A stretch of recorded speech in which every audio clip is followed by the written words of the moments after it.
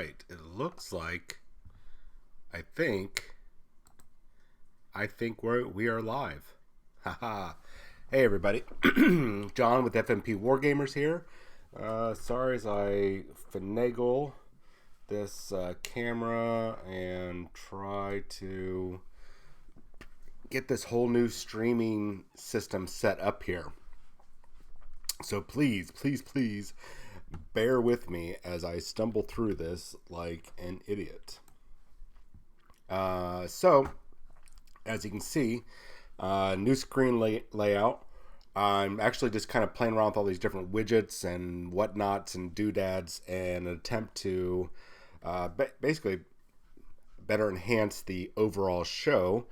And so far, it kind of looks good. I'm playing around with kind of the overlays and see what I'm going to rock with, but I'm not sure which one I like yet. And plus, it's not, even though it's OBS, it's Streamlabs OBS and not regular OBS, I guess you can call it. And I'm not able to, what do you call it? Well, all the little widgets and stuff that I had going before, all the little graphics, all of our sponsors and stuff, I'm not able to get on just yet. So bear with me as I try to do that in the future. I'm not going to worry about it today because I'm already streaming and it'd be kind of silly to sit here and tinker with that stuff. So just bear with me. I appreciate it. Hopefully the volume is good. Got this mic going here. I think everything should be good now. If it's not, man, jump in chat, y'all, and let me know that I've screwed up and you can't hear anything. So I wish I could get this camera a little bit better positioned. Nope, that way. Or maybe I need to get better positioned. Oh, look at that. It's me that needs to be positioned. All right. Enough of this playing around. Let's get to everything that we got to talk about today. It's 8 o'clock Central Time, and as usual, this is when we do our main weekly show. If you have not been catching on to some of our recent shows, we have begun to do shows on today, 8 p.m. Central is our main weekly news and rumor show. Wednesdays, 7 p.m., that's when doing a kind of a weekly paint and conversion corner. Didn't do it last week because I was in Dallas visiting family and getting some stuff for the show. And of course, our Sunday show, which I kind of use that as the time to how do you say, trying to think of how to word it. That's when a lot of stuff comes out like on a Thursday or a Friday or even on the weekend. So I like to do a weekend recap. And also, if I have a chance, talk about the state of the meta. And by that, for those of you that are not familiar, I like the meta is essentially what's going on with the competitive scene. So, what are we going to talk about today? Well, I'm going to try to cover a lot in just a little bit of time that I have. Actually, I've got a lot of time, but I don't want to eat up all of your time today. All right, let's talk about a few things. First up, actually, I want to talk about Age of Sigmar for a moment. I normally don't. I leave that to Ski because Ski is the Age of Sigmar guru. But I'm quickly learning about Age of Sigmar. Now, recently, there was an event, and I believe it was the London GT. Yep. I'm trying to get this pulled up on here. The London GT that just happened over the weekend, I believe. Yeah. And AOS, or Age of Sigmar, Game 5, it turns out that there was a misplay. All right. That cost somebody the game. And it wasn't found out till afterwards. And, of course, the guy that messed up, he apologized, pointed it out, and requested that the event organizers reverse it in favor of his opponent, which is pretty freaking awesome. Nobody caught it. The game was live streamed.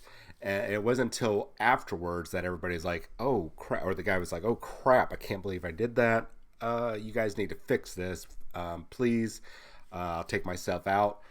And so they contacted the opponent, and the opponent was like, "You know what? I missed it also, and I'm going to refuse that request, and I'm going to support the event's decision, and the results will stay as stand or as it stands," which I thought was even that's a phenomenal that both these guys are going back and forth, going, "Look, you won, and you deserve it. I messed up. No, you might have messed up, but I messed up too. We all messed up. Just let it. It's no big deal. Just let it go." We're playing with essentially they're playing with plastic toy soldiers, and they just let it go. A little bit of paraphrasing, actually a lot of paraphrasing there. And this is all put out there in the public, and put out there on Twitter and a lot of other things, and a lot of people very positive responses. And I have to say, this is another reason why now I don't play Age of Sigmar. I don't do any of the fantasy games because I'm just not a big fan of the fantasy genre. I've mentioned that many times before. But I love the Age of Sigmar crowd. Now, Age of Sigmar crowd, especially the tournament scene, they're not perfect. They do have their problems. There was some cheating and collusion, not Trump style collusion, but there was some colluding going on at LVO. Some bad stuff happened there, from what I understood from reading secondhand reports. And there's always those events here and there across the world. Really, I'm just going to speak from the U.S. point of view, where there's going to be issues. There's going to be some bad players. There's going to be possibly some cheating incidents. It's going to happen because it's human nature. But the one thing that I want to praise that I've noticed is that the Age of Sigmar crowd is probably the best sportsman in the whole Games Workshop arena of like organized play and tournament scenes. Well, I shouldn't say organized play, because the Warcry guys, the Kill Team, and the Underworld guys are absolutely fantastic. I love being around the games with them because it's so much more laid back. They're so much more friendly, and they're not as beat down, stressed out like the 40K crowd, the Warhammer 40,000 crowd. Now, that being said, I'm not saying that the Warhammer 40,000 crowd are a bunch of heels, because you look at the two different aspects.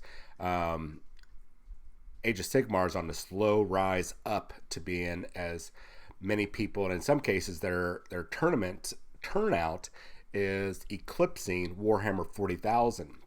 So Age of Sigmar is on the rise, and the more people that are playing that, the more spotlight on that. Yes, there's going to be more of a they're going to be under a microscope. However, what they have got going right, and what the Warhammer 40,000 crowd had in the beginning of 8th edition, was maintaining that camaraderie, maintaining that good sportsmanship atmosphere. So if I hope Warhammer 40,000, the community somehow will get their heads out of their butts. Not all are like this. It's really less than 10%. I've paid attention to a couple, at least here in Texas, on the Texas tournament circuit or championship circuit.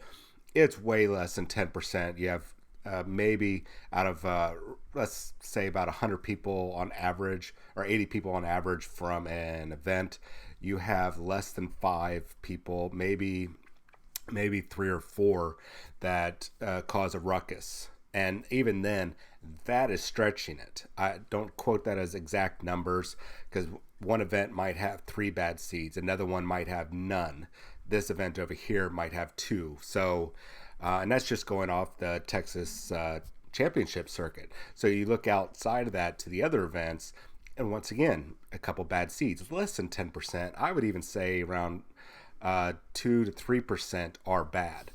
But you still have that same amount of players in the Age of Sigmar, in Infinity, Malifaux. The big difference is how the crowd, the sportsmanship, the camaraderie is different. It's just a different air of competitiveness. So it's not that the 40K players are toxic or bad, and it's not that Age of Sigmar players are necessarily these saints that are just all buddy buddy and holding hands and skipping through the hills that are alive with the sound of music. It's just there's a different level of I guess really just sportsmanship and how they view the game and how they're playing the game, and we'll see how that changes over the years. I would say talk to me about this in about a year, and then I can tell you. I can pretty much say yes, no. I had to take it back. What I said, who knows? But overall, what I'm saying is, especially after this London GT incident, I am very happy, very really proud of the Age of Sigmar crew, and kind of jealous. I'm hoping that we'll see that sort of behavior in the future with the Warhammer 40,000 crowd. That's how they started with 8th edition. I want them to get back to that.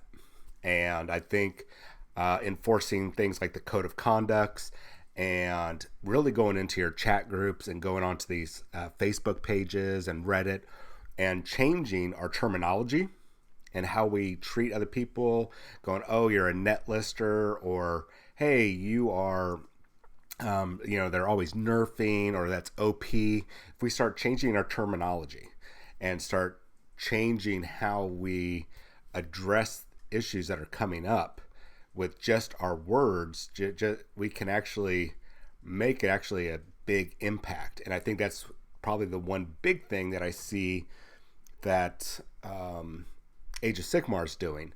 I mean, yeah, they might say still nerf and OP and all that stuff, but it's how they address it, how they talk to each other, and it's a different crowd, and I really like it. I'm still not going to jump over immediately to do Age of Sigmar. I just, like I said, I'm not a fantasy fan. The game is fantastic, mind you. I think, and the models are a cut above the rest.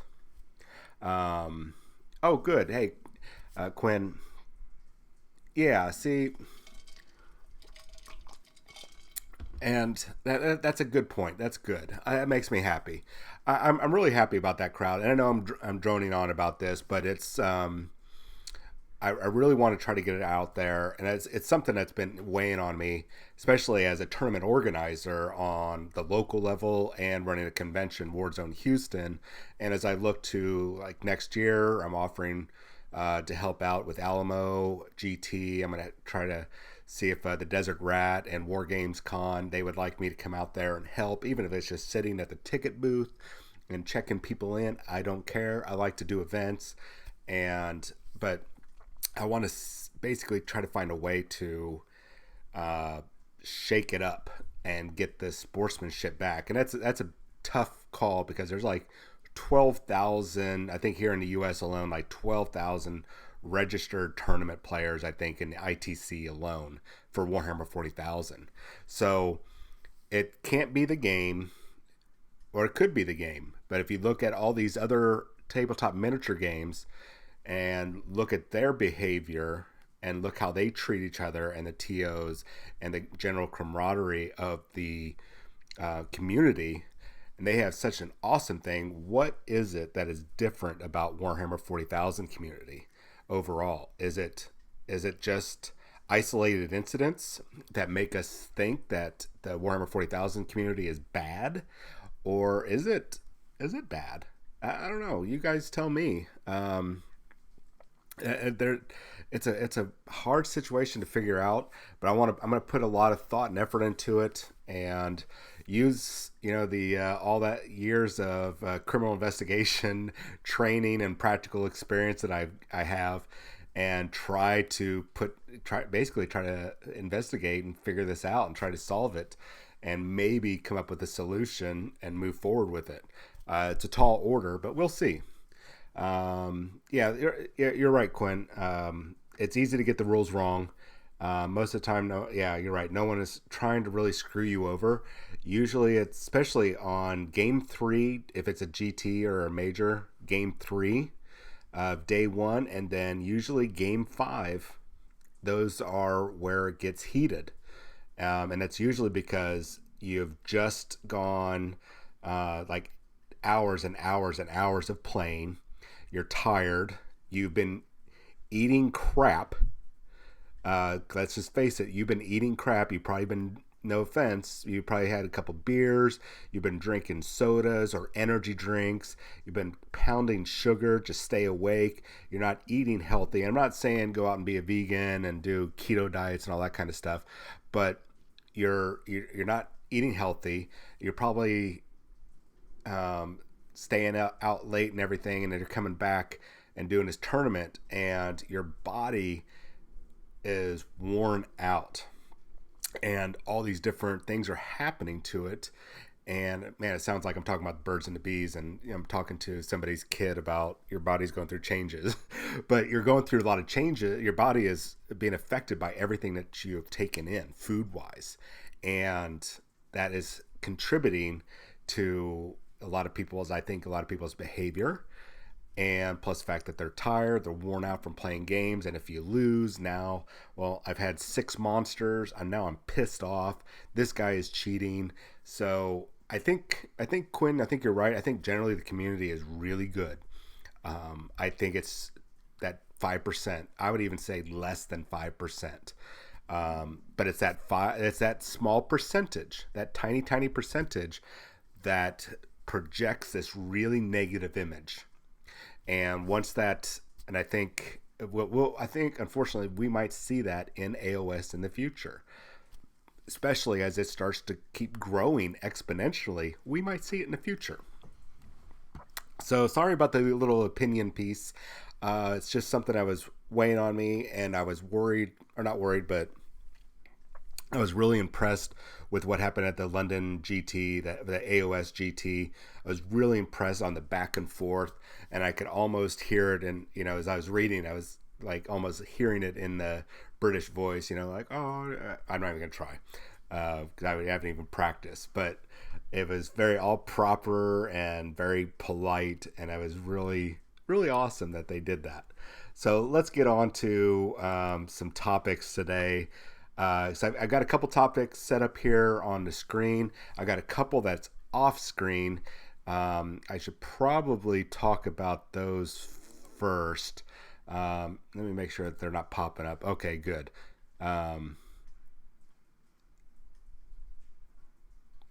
Yeah, 40K gets more coverage, and and like I said, they're there. The bad seeds are there. It's just they're just not as prevalent, I guess, or they're not being as seen as much as the 40K guys, because if something bad happens in the 40K crowd, it just little confirmation bias, I think, maybe. I'm not sure if that's the right terminology, but it's like, oh, there we go. This guy cheated in a 40K tournament. He got called out on it, and he's a bad player. That's just contributing to 40K being a bunch of bad people. So, I wish I can get this image up, but let's talk about a few things here. Let's talk about some rumors. We're going to stick with Age of Sigmar before I jump over to 40K. This is a real quick thing. If you are a fan of Gotrek, Gurninson, can never get his name right, came out with a book, and actually the first one was an audio book last year. I think it was Realm Slayer, and it was the return of Gotrek to the Age of Sigmar, to the Mortal Realms. And now, if you got the Super Edition book of or edition of Realm Slayer, it came with a script book, which is really cool. That's a really cool feature, in my opinion. And now this is starting to pop up online, and I'm trying to find out if somebody has a copy of this so I can verify. I didn't get a chance to purchase it. I didn't want to spend $90 on an audio drama just to get the special script book.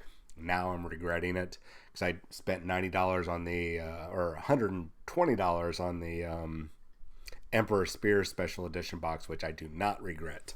Okay, so if you're familiar with Age of Sigmar at all, Malekith the king, the former king of the Dark Elves, became Malorian, Malerion,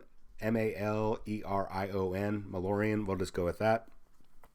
Anyways, in the back of the scene by scene glossary in scene 7, one of the images shown, and this could all just treat it as rumors until we can get a verified copy. And they talk about Gorka Morka, the twin-headed Oruk or Orc god, and the greatest idol worshipped by the green. Oh, I'm breaking up. I might have too many windows open. Hold on a second. Let me get rid of that. How is that? Is that better? Oh, you know what? Let me get rid of a couple of these windows here. Yeah. How's that? I knew it. I was on a website, one of my links that always causes issues. Is this better? Am I freezing up still? I'm still choppy. Crap. That is not good. Let me check my diagnostics here. Man, that stinks. Okay, better. Okay, it was this website that I had pulled up, and I should have known. I should have known that that's what was going to happen. Okay. Well, anyways, in the back of that script book for the Realm Slayer, if you got the special edition, you got the little script book and everything. They talk about Gorka Morka, they're talking about the gods, and then they're talking about Malorian. And I'm not sure if I'm getting the name right, but he's what Malekith used to be. He's now a god, and they called him an ancient chaos god. I'm not sure if that means that there's going to be a new chaos god, if that is a misprint. That's a pretty big misprint if it is. But if they're calling him a chaos god, I'm not big into the lore for Age of Sigmar, but to me that is huge that they have named him now as a chaos god. Is he like that old chaos god when they said that there used to be 5? I want to say it was Malar or Malon, Malar, something along that lines. I have to get my Liber Chaotica out and take a look at that. That's pretty interesting. I don't know if that means that we're going to see something in the future. I don't know, especially when they probably redo Dark Elves. I know they're already out there, but I don't know. It's pretty interesting. Just something to keep your eyes on. Yeah, exactly. He wasn't chaos. But it clearly said in the script book that he was a ancient god of chaos or ancient chaos god. I can't pull it up now because my screen will freeze for some reason with that image. It's probably chaos at work. So, yeah. Okay, I want to keep going here. One more thing with the... Yeah, I tell you, if you guys are interested, Google. Let me think of a good source. Oh, you know what? Oh no, I don't. Let me see if they've got it. Let me see if this other source has it. While I'm talking about this, if you guys have not been paying attention, oh yeah. Let's see here. Hopefully, my screen is not going crazy for you guys. Realm Slayer, Scene 7, Scene by Scene Glossary, Malorian, once an elf or Aleph or AELF, their new version of elf that they can, the reason why they did that and spelling orcs are as ORRUK, so they can copyright it basically. Anyways, it says, once an elf, now an ancient and cruel chaos god. What do you think about that? Once an elf, now an ancient, cruel chaos god, Malorian. I mean, that's... I don't know if that's a misprint. If so, that is a huge, huge-ass misprint. Because there's going to be a lot of people that are going to be having those special edition books and those script books and are going to be pretty upset by that. Okay, so let's go on to Underworlds, so I can just kind of keep up with Age of Sigmar. I know it's not Age of Sigmar, but it is Age of Sigmar. It's Underworlds. This is season 3. I'm sure you guys have already been seeing all this stuff about it. I'm not going to go too much into it, except for a couple things. There's a new game mechanic coming out with this. It's called the Hunt or the Hunter. No, I don't know what it means.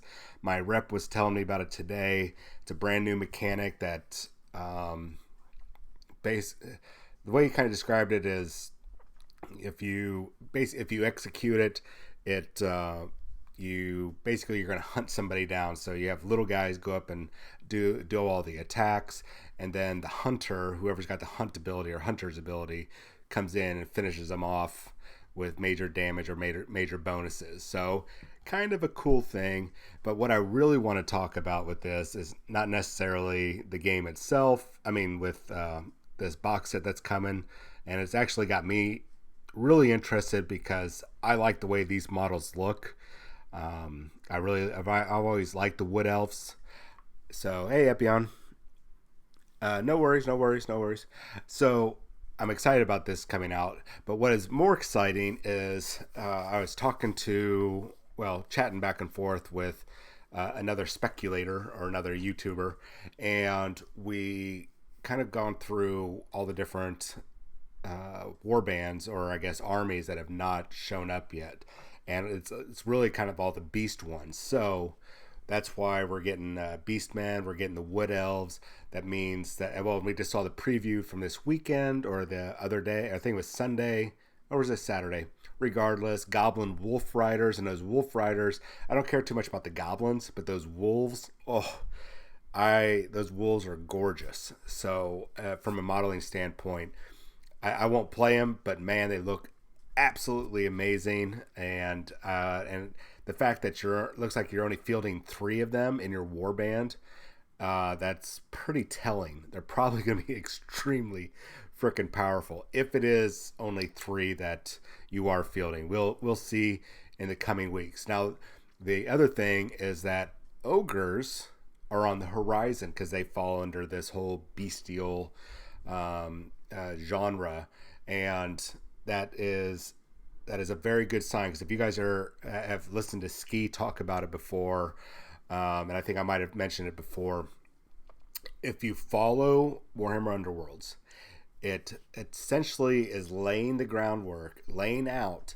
what is going to be coming out for Age of Sigmar. And even though, yes, Beastmen are out, so more than likely we're going to see the whatever. I really hate their naming because I can never really pronounce them, but these super wood elves here are probably going to be rolling out next. And that means ogres, which we've already seen. I think there was an ogre man-eater or something we saw at Nova Open. That means that they are right around the corner. We saw the brand new what do you call them? Man, I already forgot. Sorry, my boss is texting me. Okay, cool. I already lost my train of thought. Sorry about that. And then we'll have Iron Jaws, another bestial thing. The Greenskin book is probably, I think it's getting blended in, so it's just going to be one big orc book. So Iron Jaws, I know they already have their warband, but now they're going to have their actual Age of Sigmar book. The Ogre book will be right around the corner, probably right before or right after their warband for Underworlds drops.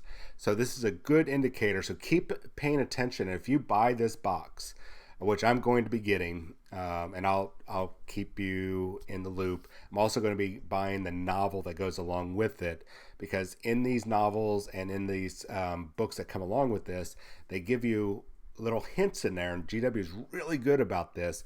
They will basically name drop stuff, and it's a good indication that of what's coming. One of the big first times that they did that was years ago. I want to say when Dark Vengeance came out, and it was right before the Dark Angels came out, about 2 or 3 months. We saw those brand new models, the Dark Shroud and the Black Knights and all that jazz. They put out a Dark Angels novel, and inside that novel was a host of all these brand new types of units that we never heard of or seen before. And then 3 or 4 months later, bam, there's everything. And then what they do again, they put out when the new Stormhawk and Storm Talon came out, that was in a book. So if you pay attention to their book, especially when it's coming out with a release like this, it is a good indicator that there is going to be product information in there. It's woven into the story because their biggest thing is their blended history, their blended story narrative that they got going on. So as soon as I find something, I'm going to let you know. Just like I was talking about weeks ago with the, what do you call them? With the whole Psychic Awakening thing happening, people are like, well, Tau aren't going to get Psychers. They don't have Psychers. They do have Psychers. They don't have psychic, they don't have what do you call them? A psychic Tau themselves, but one of their subservient races that I'm not even gonna try to pronounce it, but it's like I'll put it in the chat here. I think if I can, Nick Sarin, I think that is how you spell it, or something along that lines. It is an actual bona fide psychic race, and it was mentioned in Battlefleet Gothic, so people are like, that doesn't mean anything.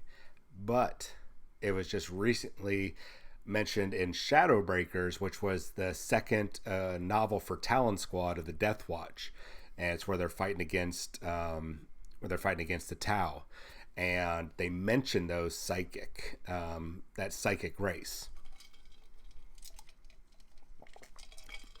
No, I have not got a chance to listen to any of the new Gotrek stuff, which I'm ashamed of because I've been following those books since they first came out. I actually got to meet William King in 2003, I think, at Games Day Los Angeles, maybe 2004, 2003, 2004. Got him to sign Troll Slayer. And really happy about that. I got to meet him. I was really super excited. I didn't know what to say. And I was back before we had really good quality camera phones, so I didn't get a picture of that. But I'm really embarrassed that I've not been keeping up on the Gotrek audio dramas. Anyways, so I'm gonna read the book when it comes out. Comes out in 2 weeks, and of course I'll read the information about the whole Beast Grove. And I imagine more is gonna be popping up here soon, but it's gonna pretty much tell us what's happening. Just like I don't want to ruin it, but there's some information about the orcs in the book called I got it right. Yeah. Let's see here, Knights of McCraig. Very good book. Usually I don't read Ultramarine books, but this was really, really good. And there's some information in there about orcs that was probably going to, whenever they do the next version of the Orc Codex, you're going to see the change. I don't want to ruin it because I don't want to do spoilers. So sorry about that. You'll have to get the book and enjoy. All right. So that's really all I have about Age of Sigmar. I know lots coming out. In fact, at the store I work at, Atomic Hobby Shop in Cyprus, we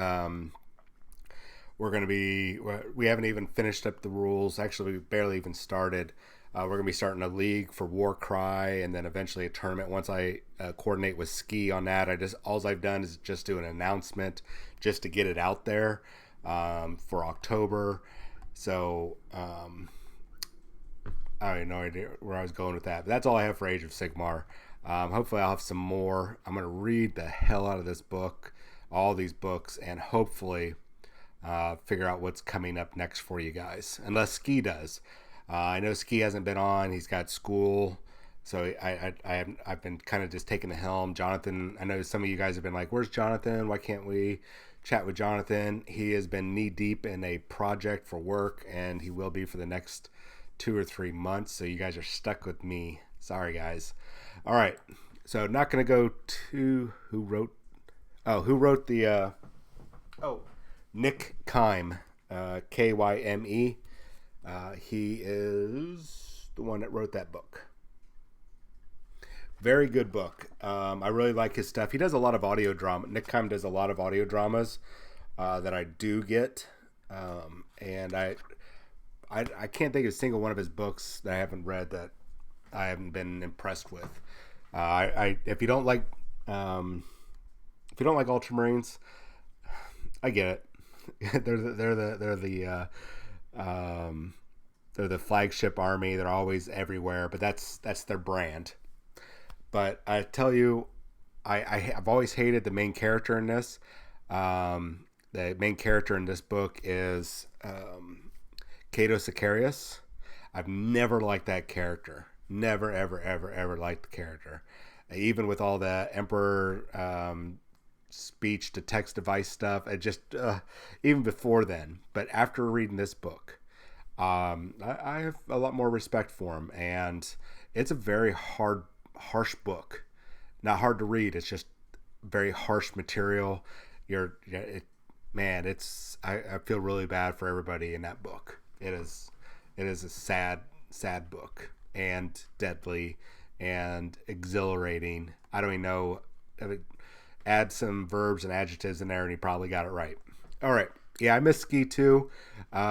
We are actually testing out this weekend, or actually in a couple days, doing a split screen. We might have a new way of doing it. Even though we're an affiliate level, and we're not supposed to be able to do it, we think we figured it out. So we hopefully will have Ski back on. Jonathan will be back on eventually, and we'll go from there. Yeah, Cato is definitely arrogant, but I tell you what, he gets him without ruining too much. He gets himself some humble pie. All right. Well, he got some humble pie against the Necrons. So, if you guys have been paying attention to Psychic Awakening, I am going to be getting into some rumors and leaks here in just a moment, so bear with me. I'm just going to go through these 3 or 4 tabs that I got up here, and then we'll get right into the leaks and rumors that some of you are probably wanting to hear about for 40K.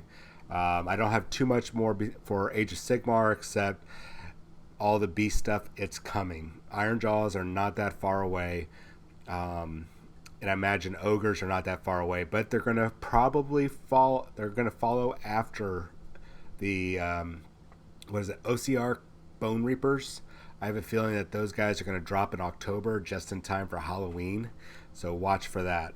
The next little part of the whole Psychic Awakening, the Phoenix Rising, has come out. More cryptic words. I haven't been able to figure anything out. They're being very cryptic, but they're also showing off new models, so this is really cool. This is the Clavix for the Incubi set. Looks pretty awesome. Rule-wise, not too impressive, at least his weapon, but not necessarily too bad. I'm not... I don't know. It'll depend on the rest of his rules. I mean, this... let me pull up the rules here. Are you guys... Let me see if you guys are seeing that. Yeah. So, whoops. So, if you play 40K, plus 1 strength, so he's probably strength 4, maybe strength 5, minus 3 AP, 1 damage. What it's going to come down to is what special abilities he gets as an Incubi, what other bonuses that he gets as a Dark Eldar or Drukhari, and see what those changes are that they're going to be getting. So right now, not too impressive, but we are seeing just the very tip of the iceberg. So my initial impression, not too impressive. But as we've seen in the past, that this is just little tidbits like this. We're going to see something probably pretty amazing. Now, a lot of Dark Eldar players, and a lot of meta players or tournament players are like, poo. It's crap. It's garbage. Nobody's going to use it. And the only thing they're basing it on is this weapon stats right here. That is not enough to base it on, guys and gals. So we'll see what's going to happen. We got a lot more coming down the line, and they are really drip feeding us this psychic awakening stuff. And it's a little, I love you, Games Workshop, but dick move. I mean, you are drip feeding us way too slowly. You need to pick up the pace. You need to be doing, 2 or 3 updates a week, and this is just too much. Wait until next Monday for part 3. I mean, and another miniature. Come on, there's no need to drag this out. Let's just go. Let's pick up the pace. I think they're just waiting mainly so they can get the rest of those codexes out. The other thing I want to show off before I talk about the 40K stuff is this Rhino. This is the new Adeptus Sororitas, or Sisters of Battle Rhino. Doesn't look too much different from a regular Rhino, except all these little things that you're going to have to very annoyingly put on. I imagine that those are 3D plates. That this is probably one big plate. You don't have to worry about putting these little ones on, but these side ones you're going to have to put on. A lot of this you're going to have to actually put on. It's going to be a little annoying, but that's very impressive. Very impressive. I can see people getting these little symbols right here on the sides. So you're probably getting 4 per box, maybe 5 and 6 with these, maybe. And tagging those on to custode vehicles or their Space Marine vehicles. This is going to be a very cool sprue to get a hold of these little knickknacks. I'll tell you that right now. Do I know that for sure? No, but it's a good chance, mainly because I'm going to be doing it. This freaking 100 killer missile, absolutely amazing looking. I love that. That is so cool. They're really going all out with this set, and I'm very happy that they are doing. I know a lot of people are like, I don't play 40K, I don't care about it, blah blah blah. I get it, but you have to be impressed with this. It is just absolutely gorgeous. Look at this model. Look at all this stuff that they got on here. They've really outdone themselves, and whether you play 40K or not, this is still very impressive to see. Yeah, I agree, Quinn, and I've discussed this before on or not on this chat, but in a team chat for the FN Pro team, and a lot of people are upset, and also a team chat from Austin, Team NGO, and a lot of people are upset that Space Marines have gotten lots of upgrades, and lots of upgrades. What I'm kind of correcting people on is, first, Space Marines came out 2017, so now we're 2 years later, and they're now finally getting updated, where everybody else has already gotten updates, some good, a couple bad. I'm going to admit there are a couple bad ones out there, and Space Marines are now going to have a heyday for a short period of time. But the most important thing that people need to remember, and pass this on to your groups, is that this is setting the standard for the next wave of codexes. So if Space Marines, which when they first came out were like, oh, okay, it's Space Marines, they're cool. They got some cool stuff. They're good, but they weren't like top meta lists army, or top tournament army, or top narrative army, or whatever. But everybody else seemed to follow on afterwards, kept getting, as they call, power creep more and more. Well, now here it is, Space Marines, they got their power creep. What does that mean for the follow-on armies, ladies and gents? That means that over the next year, you're going to be seeing them increase basically the power and the awesome models, everything, the flexibility of every faction. And it's also in line with what they said they were going to do. They said that once they get all the codexes out, that they were going to start putting out codexes in the future right afterwards, and that each of those codexes from that point forward are only going to showcase models that are of the current line. So if you got, and also units. So the models and the units inside the codex will only represent what is in current production. That's why you don't see the Chaplain on bike model in there. You don't see a lot of those character models. You don't see a lot of those older models anymore because they don't. Those models are going away essentially, or going to the Legends line, or going to their supplement.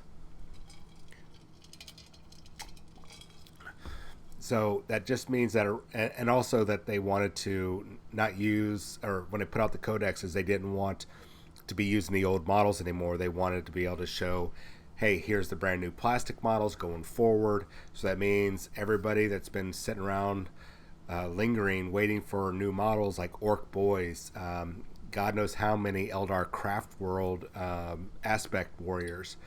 We saw the Exarchs already, the Incubi just now. There's a lot coming. You just got to wait.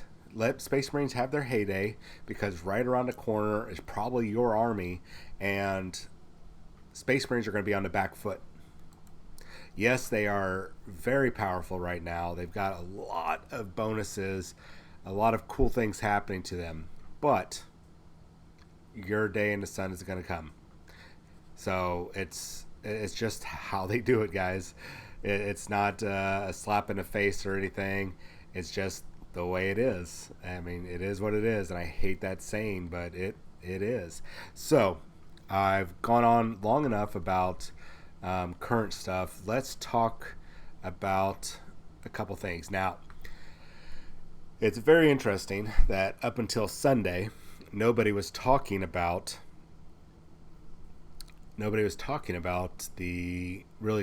Imperial Fists and their supplement. A little bit here and there, a little bit of speculation. So I did a little bit of digging, compared a number of things that are coming out, that have already come out with the Ultramarine and the White Scars Codex, and then of course with the Iron Hands Codex being the big one, that pretty much mirrors everything that came out in the Clan Rauken. I'm going to type that into the chat so you guys can say it yourself, because it sounds like I'm casting a fireball or something in Street Fighter. And I might have spelt that wrong. Anyways, so that clan right there, that they got that book in 6th edition. I want to say it was 2013. Them and Imperial Fist got Sentinels of Terra. Iron Hands got the Clan Rauken books, and their characters. That the Iron Hand one followed the Iron Father Phyros, and a number of those relics that are in there, and their not stratagems, but their warlord traits. We are seeing, or we're going to see, when that Codex supplement drops this weekend, probably in the next day or two. So after kind of reading that, I went back through, that was all based off of, I started doing research based off of their earlier sneak peeks. So I went back, cracked open the Codex that they came out with, and sure enough, things were starting to match up with what we knew already. And I thought that was really interesting. So I went and tried to find what other ones were available. And I thought there was a whole host of them, but it took me a bit to remember that they only came out with a whole bunch of limited edition covers for all the first founding, but they only made 2 of those supplements, the Sentinels of Terra and Clan Rauken. So I made some predictions about what's going to happen with Sentinels of Terra, or the Imperial Fist book. And if you're not familiar with that book, I'm not going to go through everything on here, but a lot of stuff like Bolter Drill was on there, talking about taking Centurions war suits as elites and heavies, or fast and elites, depending on which type you were talking about. They had a sergeant in there, Garadon. He became, he was second in command to Commander, or Captain Lysander, and then he was promoted to command of the 3rd Company. And now in that book, you could upgrade him to a captain profile. He had a special pistol called the Spartan or Spartian. He got a power fist, but he didn't get an Iron Halo, and it was a 75-point upgrade, which if you looked at the cost of veteran sergeants back in those editions. It was 15 points. So it basically made him the 90 point, which was the cost of the captain minus the Iron Halo. So he basically became a captain. He changed from troop to HQ. It was just a cool little thing. His pistol was okay. Let's see, the pistol, at least back then, if you guys remember any of those rules, strength 4, AP 5, so now that would be probably a -2 AP. Pistol rule, ignores cover, and master crafted. So really cool stuff. They had a couple other items that were like, we'll see if they get a nice upgrade. They had some okay warlord traits, some that are in the codex now, some that I bet are going to be coming. We'll probably see that pop up in 2 weeks, I'm guessing. If things hold true, probably 2 weeks for the next 2 codexes. Now, the reason why I'm bringing this up is I talked about this on Sunday, and I'm not saying that, not tooting my own horn here, or like, haha, this all started with me, because I don't know if the whole rumor started with me. But now 2 days later, there are several other well-known, I guess, YouTubers, a couple of people that I follow, and I really, really like their content. Chapter Master Valrak on YouTube, and a couple others started passing on the same thing. So I'm going to watch. I have a feeling that there's going to be 2 websites, and you guys probably know what I'm talking about, but don't put it in the chat because I don't want anything to spawn yet. I want to, pretty much catch them. Not catch them, but it'll be interesting to see if these 2 websites that are notorious for rumors, good rumors, bad rumors, clickbait, whatnot, see if they all of a sudden follow suit. And so anyways, I laid everything out on what's going to happen with the Imperial Fist. Do I have any confirmation? No. I'm waiting for confirmation. I put together my briefing and sent it to Mr. and Mrs. Smith, and I'm hoping that they will go, okay, he figured it out. Let's go ahead and give him, some sort of confirmation. I don't need them to send me, verbatim material, but a little confirmation. I'll take that. Then I can pass it on to you guys and go, hey, guess what? We're right. This is what we're getting, and go from there. So I think Imperial Fist will be good. I don't know about their relics. If it's based, well, they'll have to tweak their relics, because the relics were not all that great. But we'll see. Like they had a thing, you could replace there's one where you could replace a chaplain's Crozius. It was basically a normal Crozius, but once he loses his last wound in assault, he is not removed as a casualty until all the close combat's done, and then he gets to fight one more time.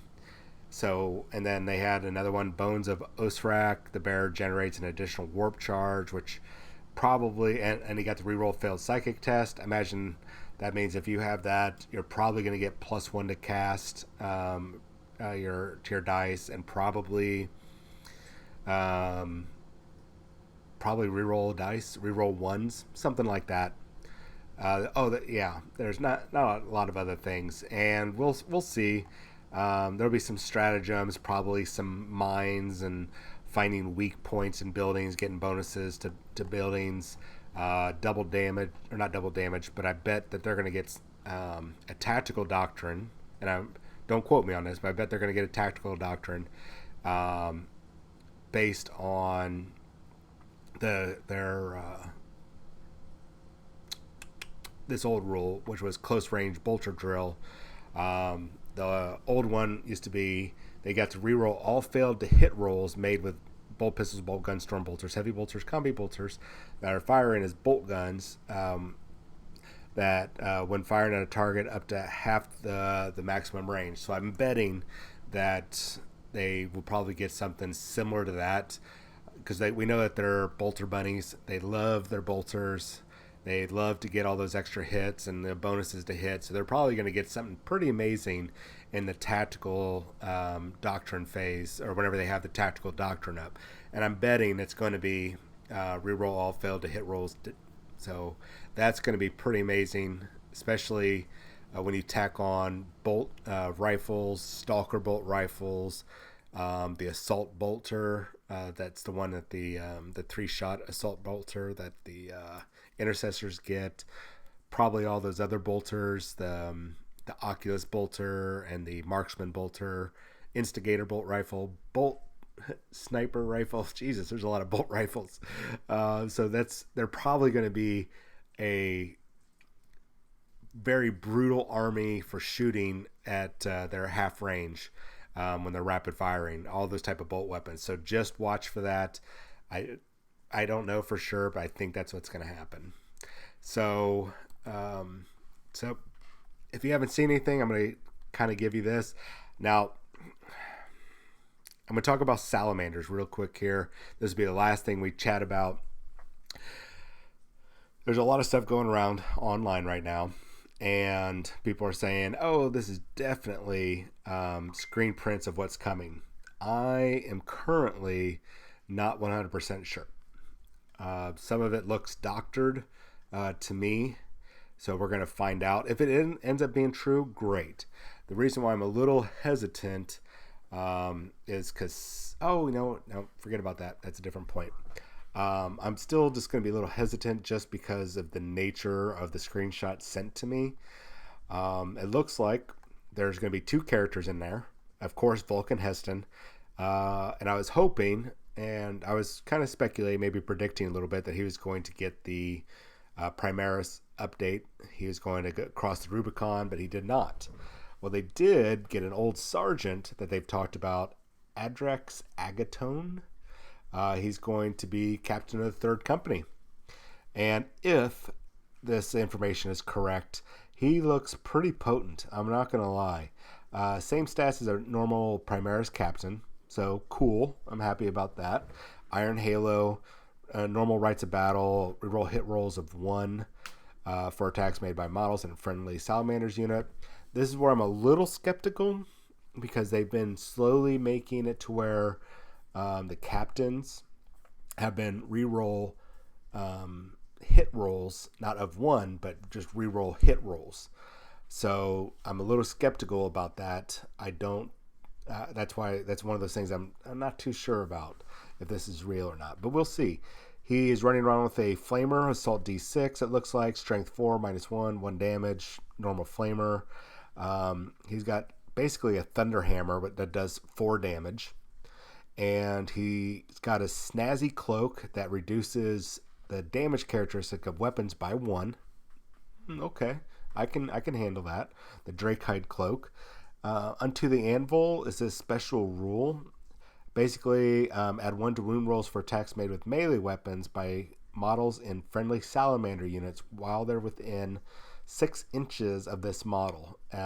If that unit made a charge move, was charged, or performed a heroic intervention, which that's going to be actually really, really awesome when you guys take a step and think about that. Because remember, if you are charging into close combat, you are getting that shock assault rule. So now you're adding 1 to those wound rolls. You're getting those extra attacks. You got a chaplain there by boosting your to hit rolls. You might do some damage with salamanders in close combat. I don't think they're going to have the same level of effectiveness that White Scars have, but probably damn pretty close. A couple other things. This one we kind of predicted. Once again, take this with salt, ladies and gents, until we see something updated from Games Workshop, or unless I can give you screenshots. Their tactical doctrine right now looks like if you have flamer and melta weapons, you get +1 to wound rolls. That's plausible. I'll go with that. Bunch of psychic disciplines, psychic powers. I'm not going to go through the whole list here because we're running low on time here. But basically, I'm going to give them my own name. Fireball. These are not the actual names, but basically a fireball. You choose a point on the board, and everybody within a certain amount of inches on a 4-up, they're going to take a mortal wound. You got a flame shield, burning hands, where you can inflict mortal wounds, which is probably, my guess is probably a It's probably a self buff where the librarian can buff himself, so you can go up there and for every hit that he does, it'll be a mortal wound instead, which actually might be pretty good when you want to guarantee that you get that wound off, or you get that wound, especially late game stuff, and you got that Mortarian or somebody running around like, crap, I need to kill him. He's got 2 wounds left. You know what? I'm going to go Burning Hands him and go hit him with my staff, and somehow that's going to kill him and do those extra mortal wounds. There's one that buffs your toughness. A psychic power buffs the toughness. There's looks like a couple more leadership buff, debuffs, and mortal wound damage. So some pretty cool stuff. The let's see here. What do we call these? Relics. There's one relic that looks like it gives bonus attacks to everybody within 6 inches, basically giving an extra aura buff. There's a hammer that looks like it's a regular thunder hammer, except instead of 3 damage, if you ever roll a 6 to wound, you do an extra +3 damage. That's going to be pretty damn brutal. A bolt gun that does D3 damage. It's basically strength 5, AP -2. That's actually might be worth taking too. Okay, I can see these. Couple things that reduce the number of wounds you take, +1 wounds. I'm not going to go over all of them, sorry.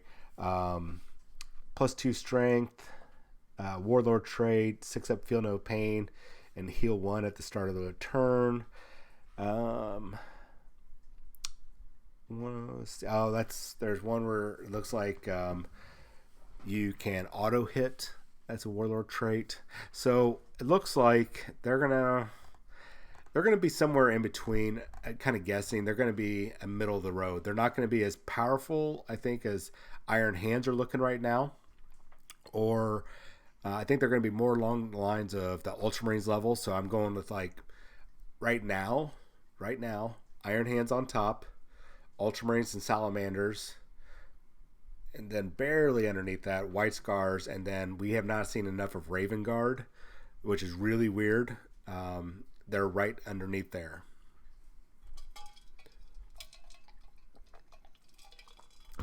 Well, you know what? I agree with you, Quinn. One of the problems that I've been kind of keeping track of with 8th edition is that in the beginning, when they had all the high point cost, and they said, hey, you're going to play at 2,000 points, ladies and gentlemen, congrats. And we were paying a premium. We were fielding less models, but we were still fielding a lot of stuff. But the new 2,000 points was the old 1850. So it was like, okay, this is cool. And then every year, at the end of 2017, end of 18, points keep coming down. Some points go up here and there, but overall, there's been a point reduction. So, and I think this is the main problem that Warhammer 40,000 has right now, especially in regards to time. I've said this before, is that we didn't all of a sudden get this wave of incompetent, slow players, or people that just did not know how to play, or they just, hey, we're just going to be slow players. It just didn't happen, halfway through 8th edition. Excuse me. If you go back and look at when we started having time problems, it was because we started having point reductions, which means we started fielding more models. Very clever Games Workshop, and I mean, really good, because it made us buy more models, because now we can field more. I've lost enough points that I can now field another squad and maybe an HQ choice. Well, now that's another aura buff. That's going to give me more rerolls for these rerolls and these stratagems bouncing off of these models. So now I've got more models, more special abilities to go through. And, oh man, why are we running out of time? This shouldn't be right. I shouldn't be running out of time. Chess clocks are not the answer. Adding more time right now is really the only answer, ladies and gents, is because we have added more points. I think we're still doing the analysis on Beginning of 8th edition versus now for armies, what's 2,000 points versus now, and comparing also to 7th edition. But right now, I think the average was around 225 points more than what we started 8th edition with, is what we're running around with. So we're going to work on a spreadsheet and get that out there. But still, we're playing with more points now when we were already supposed to be playing with less points. And that is where our time is going, ladies and gents. We have more that we're dealing with. It's very clever of Games Workshop. It's like what they did with 7th edition and a little bit of 6th. Hey guys, we've got these formations for you. Oh great, let's go out there and buy all this stuff that we probably would never ever use, but we want that awesome formation because it's amazing powerful. And then all of a sudden, they were selling like crazy. Here they go, start out. Hey guys, you guys can keep your models. 8th edition, this is great. It's still 1850, but it's really 2000. That's just where our new points are. You're fine. And then, hey, we're gonna go and reduce the points because they feel like this is more balanced. Oh great, let's buy more stuff. They're kind of reversing. They're pretty much doing what they did with 7th edition, but instead of formations, they are doing it with points. So reduce the points to get them to buy more stuff to add to their army. And now we're running into problems. It's very clever. It is very clever Games Workshop. I really got to applaud them on that, just from the simple fact that, from a marketing standpoint, that is really good. That is really clever and well done. But as a TO, and hell, even as a player, that's very annoying that now, games that I could get done in 2 hours before, now 2.5 hours, or is this a 3-hour tournament per round? Great. Now I'm here for 9 hours plus an hour lunch break and pretty much an hour drive time. So now I've pretty much been out for 11 hours playing with my little toy plastic soldiers, which, obviously I love, but I wish that more and more events would go ahead and start dropping those points down. Drop it down to 1750. That wave is coming. I'm telling you. Sometime next year, probably right after LVO, 1750 or 1850.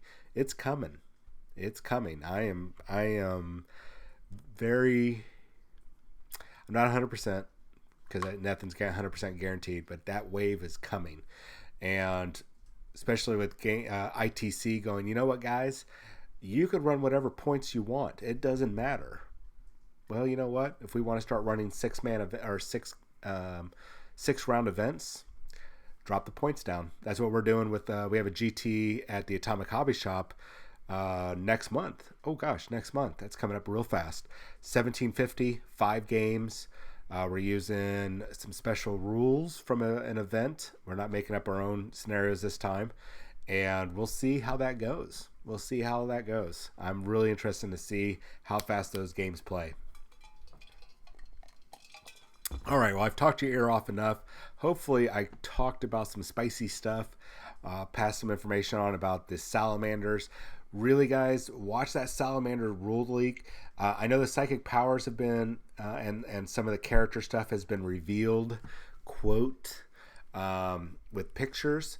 But really, from some of those sources, I would really, really, really consider those, probably about a 35, let's say about 30% chance that they are actually fake.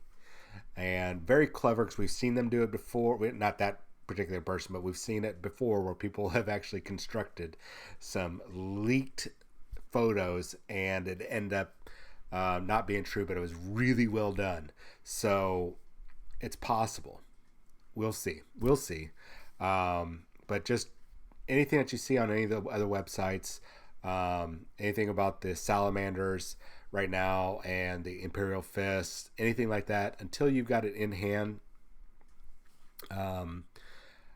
just be prepared. Just assume that they are rumors and they're salty as heck, not like sodium ion intoxication level, but just assume that they are wrong, not wrong, but you're not going to be disappointed or upset or table flipping because you just spent $3,000 on a brand new army, assuming that the rules leak that you saw was accurate. I just don't want you doing that, which I don't think anybody will.